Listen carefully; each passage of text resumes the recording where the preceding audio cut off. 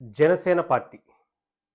Pawan Kalyan గారన్నా, Janasena party అన్నా చాలామందికి ఒక ఎమోషన్‌గా కనెక్ట్ అయ్యేటువంటి ఒక పదాలు కావచ్చు.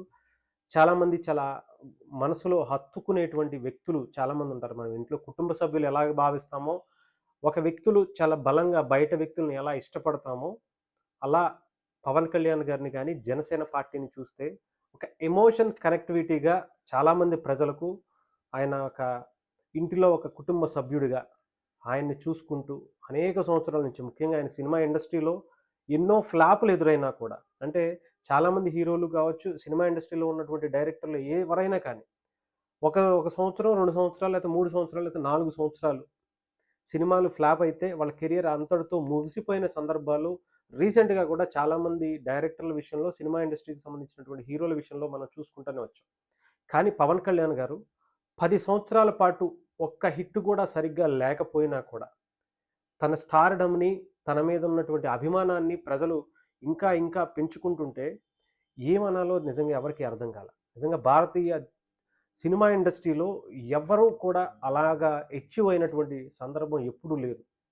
కానీ కేవలం పవన్ కళ్యాణ్ గారి వ్యక్తిత్వాన్ని నమ్మి, ఆయన ఆలోచనలు నమ్మి, ఆయనలో ఉన్నటువంటి ఒక సేవా భావాన్ని నమ్మి, చాలామంది ఆయనకి ఫ్యాన్స్‌గా ఆయన వ్యక్తిత్వానికి అయ్యారంటే, అది సినిమాల గురించిగా లేకపోతే ఆయన ఒక మంచి డాన్సర్ అనో, ఒక మంచి యాక్టర్ అనో, లేదంటే మంచి డైరెక్టర్ అనో, ఇవన్నీ పక్కన పెడితే ఒక మంచి వ్యక్తి అని, స్పందించే తత్వం ఉన్నటువంటి ఒక గొప్ప మనిషి అని పవన్ కళ్యాణ్ గారిని తెలుగు ప్రజలందరూ కూడా అక్కున చేర్చుకున్నారు.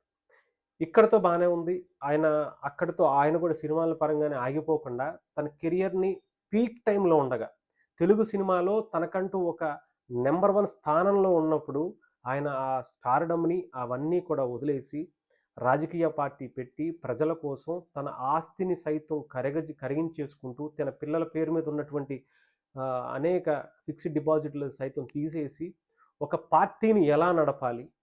అంటే ప్రస్తుతానికి ఉన్నటువంటి సాంప్రదాయ పార్టీలు ఉన్నటువంటి పరిస్థితి మనం చూసాం.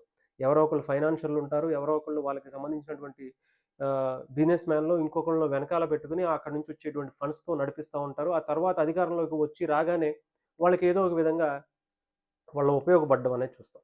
కానీ పవన్ కళ్యాణ్ గారు వచ్చిన తర్వాత నిజాయితీగా ఒక పార్టీ పెట్టి నడపడం ఎలాగా అనేది భారతదేశ రాజకీయ నాయకులకి రుచి చూపించారు. 10 ఏళ్ల పాటు అంటే దాదాపు ఒక దశాబ్ద కాలం పాటు పవన్ కళ్యాణ్ గారు పార్టీని నడిపినటువంటి తీరు ఎవరూ మర్చిపోలేనిది.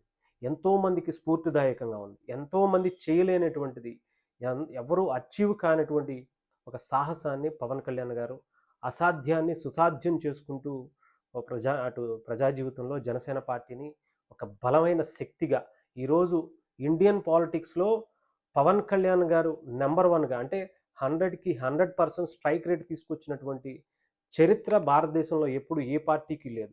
పోటీ చేసిన ప్రతి చోట గెలిచినటువంటి సందర్భం ఎప్పుడు ఏ పార్టీకి లేదు. కానీ ఆ ఘనతను పవన్ కళ్యాణ్ గారు దశాబ్ద కాలం తరువాత అది అచీవ్ చేసి ప్రజలకి గర్వంగా చెప్పుకోవటం కోసం. అంటే నిజాయితీతో వచ్చినటువంటి ఈ గెలుపుని దేశ ప్రజలకు, తెలుగు ప్రజలకు పరిచయం చేయాలనే ఉద్దేశంతో రేపు మార్చి 14న జరగబోయేటువంటి నెక్స్ట్ మంత్ మార్చి 14న జరగబోయేటువంటి జనసేన పార్టీ 12వ ఆవిర్భావ దినోత్సవాన్ని దేశం పిక్కటిల్లేలాగా అంటే ఒక నిజాయితీకి ఉన్నటువంటి పొగరుతో, ధైర్యంతో అంటే ఒక పార్టీ ముందుకు వస్తే దాన్ని ఎంత అద్భుతంగా ప్రజలు విజయాన్ని అందిస్తారో రేపొద్దున్న ఇంకొకళ్ళు దీన్ని ఇన్‌స్పైర్‌గా తీసుకొని మిగతా రాష్ట్రాల్లో కావచ్చు, లేకపోతే రాజకీయాల్లోకి రావాలనుకున్నటువంటి అనేక మంది డబ్బు లేనటువంటి రాజకీయాన్ని చూడ్డానికి, ఒక నిజాయితీగా పార్టీని నడపటానికి ఒక ఎగ్జాంపుల్‌గా పవన్ కళ్యాణ్ గారు ఒక రోల్ మోడల్‌గా ఆ పార్టీని నడిపినటువంటి తీరుని హక్కును చేర్చుకున్నటువంటి ప్రజల కోసం, ముఖ్యంగా పిఠాపురంలో పెట్టడానికి గల కారణాలు ఏంటి అనేది కూడా మీకు తెలియజేస్తాను. పిఠాపురం అనేది చాలామందికి పవన్ కళ్యాణ్ గారిని అభిమానించే ప్రతి ఒక్కరికి కూడా, ఆయన్ని ఇష్టపడే ప్రతి వ్యక్తికి కూడా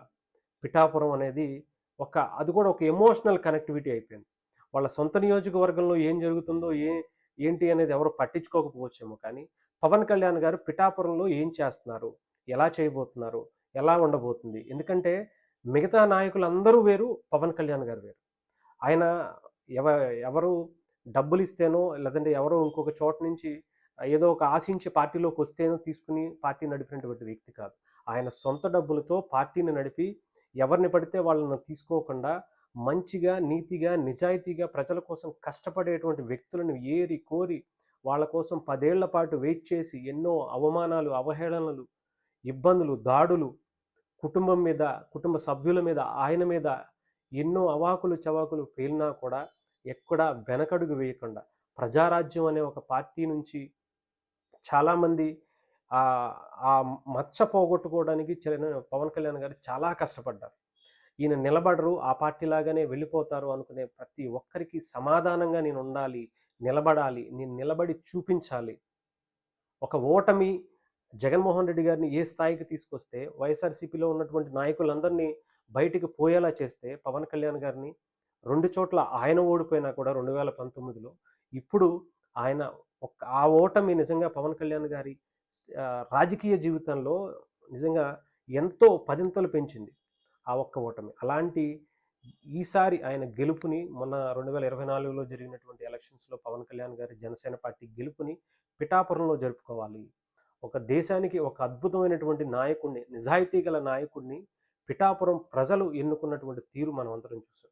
వాళ్ళకి కృతజ్ఞతగా మనం అక్కడి నుంచి మరొక్కసారి పిఠాపురాన్ని దేశమంతా పరిచయం చేయాలి అనుకునే విధంగా పవన్ కళ్యాణ్ గారు ప్రణాళిక చేసుకున్నారు. దేశ రాజకీయాల్లో తన వంతు పాత్రని ఎంత బలంగా చూపిస్తున్నారో, అదే వంతు పాత్రని రేపు ఎలక్షన్స్‌లో కావచ్చు, రాబోయేటువంటి అంటే భవిష్యత్తులో పవన్ కళ్యాణ్ గారు లేకుండా, జనసేన పార్టీ లేకుండా దేశ, రాష్ట్ర రాజకీయాలు ఉండవు అనుకునే విధంగా ఆయన ప్రణాళికలు వేసుకుంటున్నారు.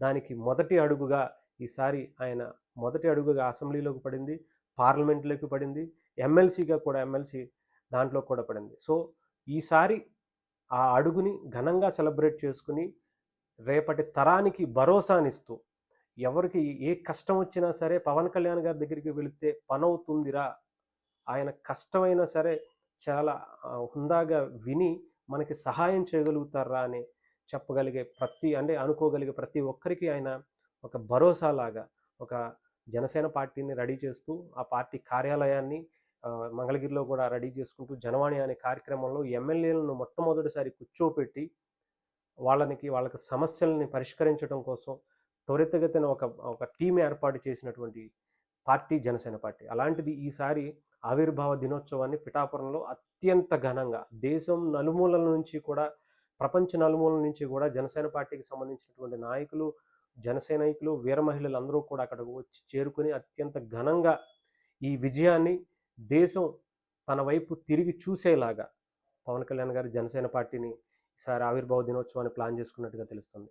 3 రోజుల పాటు ఈ ప్లీనరీ కూడా జరుగుతుంది. అలాగే తర్వాత పార్టీ పటిష్టత గురించి ఇప్పటివరకు పవన్ కళ్యాణ్ గారు ఏమీ చేయట్లేదు.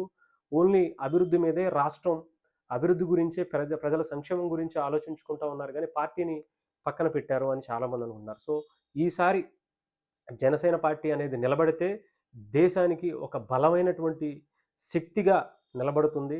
అది ప్రజలకి మళ్ళీ చాలా అద్భుతమైనటువంటి ఉపయోగం కలుగుతుంది అనే ఉద్దేశాన్ని ప్రజల్లో కలిగించడం కోసం దేశ రాజకీయాల్లో సైతం పవన్ కళ్యాణ్ గారి పాత్ర, జనసేన పార్టీ పాత్ర చాలా బలంగా ఉండబోతుందని కూడా మనం అనుకోవచ్చు. ఎందుకంటే ఆయన తమిళనాడు వెళ్ళినా, కర్ణాటక వెళ్ళినా, ఇంకొక చోటుకి వెళ్ళినా కూడా చాలా అద్భుతమైనటువంటి స్పందన రావటం. నెక్స్ట్ ఆయన ఎలా ఉండబోతుంది, ఆయన రాజకీయ వ్యూహాలనేవి కూడా మనకి ఈ టూర్ల ద్వారా కావచ్చు, ఆయన మాట్లాడినటువంటి మాటలు, గతంలో చెప్పినటువంటి విషయాల గురించి తెలుసుకున్నా కూడా, ఆయన ఈసారి దేశవ్యాప్తంగా కూడా చాలా బలమైన నాయకుడిగా, ఒక బలమైనటువంటి ప్రజా శక్తి గొంతుకుగా ఆయన కనిపించబోతున్నారు అనటంలో ఎటువంటి సందేహం లేదు.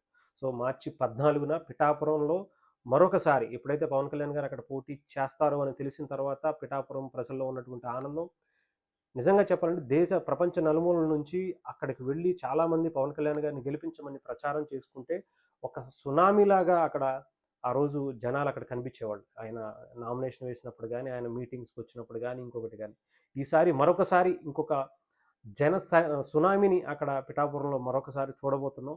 డెఫినెట్‌గా ఇప్పటిదాకా జరిగినటువంటి జనసేన మీటింగులు ఒక ఎత్తైతే, ఈ మీటింగ్ దానికి మరింత బలాన్ని చేకూర్చేలా కనిపిస్తుంది. ఇప్పటికే దానికి సంబంధించినటువంటి టీం అంతా కూడా ఏర్పాటు చేసుకుంటున్నారు. సోషల్ మీడియాలో కావచ్చు, జన సైనికులందరూ కూడా చాలా ఈగర్‌గా వెయిట్ చేస్తున్నటువంటి ఈ మీటింగ్‌కి, ఆవిర్భావ దినోత్సవానికి, విజయానికి గర్వంగా దేశానికి చూపిద్దాం. మన విజయాన్ని దేశం గర్వంగా వాళ్ళు గూడా విజయంగా సంబరాలు చేసుకునే విధంగా మనం చాటి చెప్పుదాం. ఒక నిజాయితీ గల పార్టీకి ఉన్నటువంటి పొగరుని మనం చాటి చెప్పుదాం అనే ప్రయత్నం జనసేన పార్టీ చేస్తున్నట్టుగా తెలుస్తుంది.